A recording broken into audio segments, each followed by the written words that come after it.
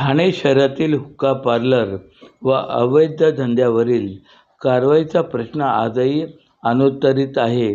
असे असताना ठाणे शहरात हुक्का पार्लर तसेच डान्स बार, अंमली पदार्थ यांच्या विळख्यात तरुणही अडकत चाललेले आहे.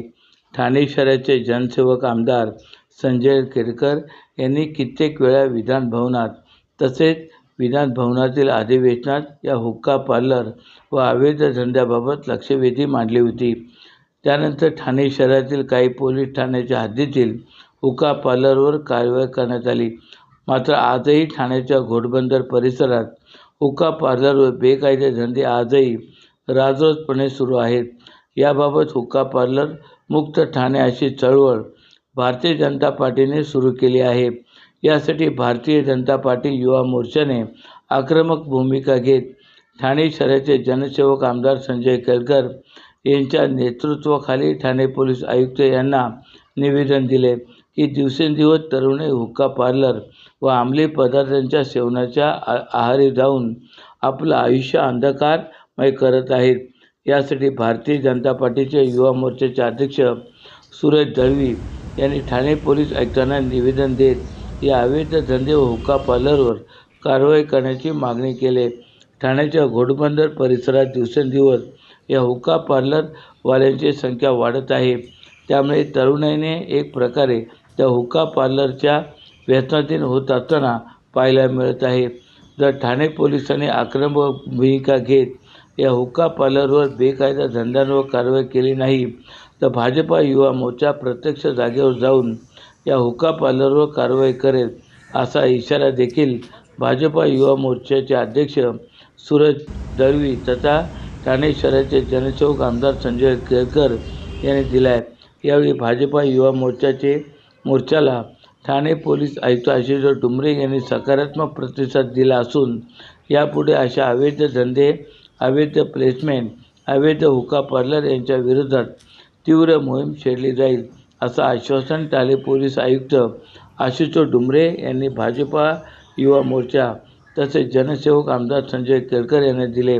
यावेळी ठाणे शहराचे जनसेवक आमदार संजय केळकर, भाजपा युवा मोर्चाचे अध्यक्ष श्री सुरेश दळवी, महिला अर्चना पाटील, उपाध्यक्ष कीर्ती शेट्टी, भाजपा युवा मोर्चाचे सरचिटणीस प्रसाद विश्वकर्मा, हिमेश कडवे, विजय नाडर, रोहित कलवार, नरेश कुमावत, देवांशी पांडे आदी यावेळी उपस्थित होते.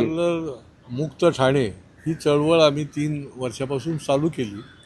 अनेक वेळेला त्याला यश पण आलं. अनेक हुक्का पार्लर जे कायमचे पण बंद झाले. काही पोलीस स्टेशनच्या अंतर्गत खूप चांगलं काम आपल्याला बघायला मिळालं. माननीय आयुक्तांनी देखील त्याच्यामध्ये खूप कठोर अशा प्रकारच्या कारवाया केल्या. तरी पण आता आमची युवा मोर्चाची कार्यकर्ते आहेत, ह्या सगळ्या मंडळींचं याच्यावर लक्ष आहे आणि लोकही आमच्याकडे निरनिराळे व्हिडिओ पाठवतात, निरनिराळे क्लिप पाठवतात, तक्रारी देत असतात आणि जागरूक नागरिकांच्या माध्यमातून आम्ही त्यांच्या समोर ठेवत असतो. तर आजही काही जे हुक्का पार्लर आहेत, जी परमिट रूम आहेत, ती पाठीमागच्या दाराने काही चालू आहेत, काही दबावाने चालू आहेत की काय.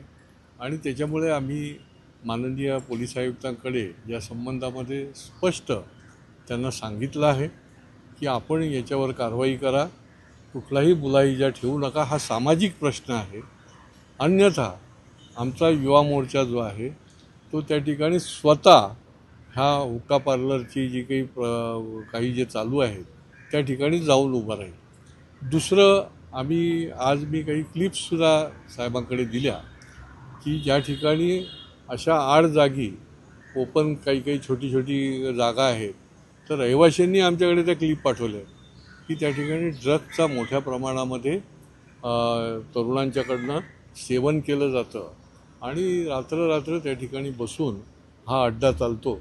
तर त्याच्यावर देखील कारवाई करण्याच्या दृष्टीने आज आम्ही मागणी केलेली आहे. साहेब, माननीय पोलीस आयुक्तांनी सांगितलं की स्पष्टपणे माननीय मुख्यमंत्र्यांनी विधिमंडळामध्ये निर्देश दिल्याप्रमाणे आम्ही कुठलाही मुलाहिजा पाळणार नाही, ठेवणार नाही. हे आम्ही बंद करण्याकरता निश्चितपणे कटिबद्ध राहू. शहरात अवैधरित्या हुक्का पार्लर असेल, डान्सिंग बार असेल, याच्यावर कारवाईची मागणी केली तुम्ही? तुम्ही मागील गेल्या अधिवेशनात बघितलं असेल की आमदार केळकर साहेब यांनी अधिवेशनात विषय उचलला. विषयाला अनुसरून महाराष्ट्र राज्याचे मुख्यमंत्री गृहमंत्री देवेंद्र भाऊंनी पण देखील डायरेक्ट अधिलेख काढलेला होता की महाराष्ट्रातील सर्व हुक्का पार्लर अवैध धंदे हे बंद करण्यात यावे. कारण युवा पिढी आता ही खरोखर त्याच्या एवढी अधीन झालेली आहे की तुम्ही बघतायत की रोजचं आज आपल्या ठाण्यात देखील गेल्या 2 दिवसापूर्वी काय झालं, एखाद्या बंगल्यावर काय झालं आणि नंतर कोण येतं, काय बोलतात, काय नाही. अरे पहिला तुम्ही ते सगळे जेवढे तुम्ही धंदे चालू केलेले आहेत ते पहिला बंद करा.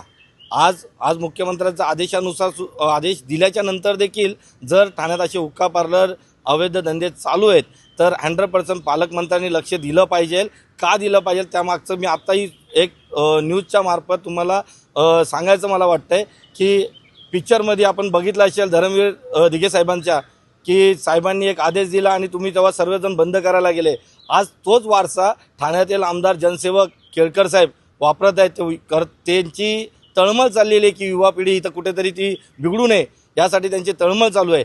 त्यात मग माझी पालकमंत्र्यांना देखील विनंती आहे, आयुक्तांना देखील विनंती आहे की तुम्ही या गोष्टीकडे आता स्वतःहून लक्ष देऊन हे कमीत कमी तुम्ही हुक्का पार्लर अवैध धंदे ही बंद करण्यात तुमचा एक पाऊल पुढे आणावा आणि बंद करण्यात घ्यावे. नाहीतर येत्या काळात असं काहीतरी युवा मोर्चाकडून करून देऊ नका की जेणेकरून तुम्हाला असं वाटलं पाहिजे की बाबा हे सगळं युवा मोर्चाने का केलं. शेवटी दिघे साहेबांनी सांगितला शब्द जसा त्यांना लक्षात आहे तसं आम्हालाही लक्षात आहे. आम्ही लक्ष त्याच पद्धतीने देणार.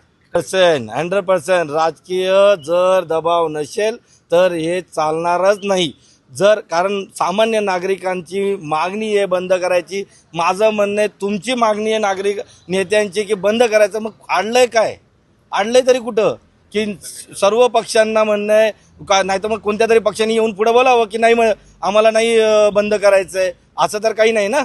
कारण शिवसेना असो, उद्धव गट असो, राष्ट्रवादी असो, भारतीय जनता पार्टीचा सातत्याने पाठपुरावा चालू आहे. मग बाकीच्या पक्षांनी काय असं काय दडलं आहे की बाबा तुम्ही बंद करत नाही आहे. म्हणजे त्यांचा जर मी तुम्हाला न्यूजच्या मार्फत सांगतो की 100% जर त्यांचा पाठलाग नसेल तर बंद झालंच पाहिजे. आशुतोष डुमरे सरांशीही बोलणं झालं आणि आमची मागण्याला त्यांनी अनुसरून त्यांनी डायरेक्ट उत्तर दिलेलं आहे.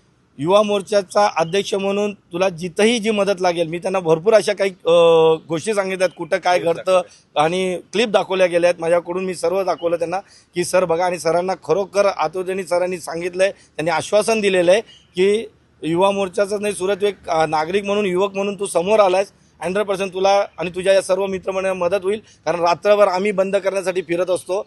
तर त्यांनी आश्वासन दिलेलं आहे बंद होईल. त्यांनी त्यासाठी उघडे सरांनाही सांगितलं आहे प्रामुख्याने स्वतःहून तुम्ही त्यावर लक्ष द्या म्हणून.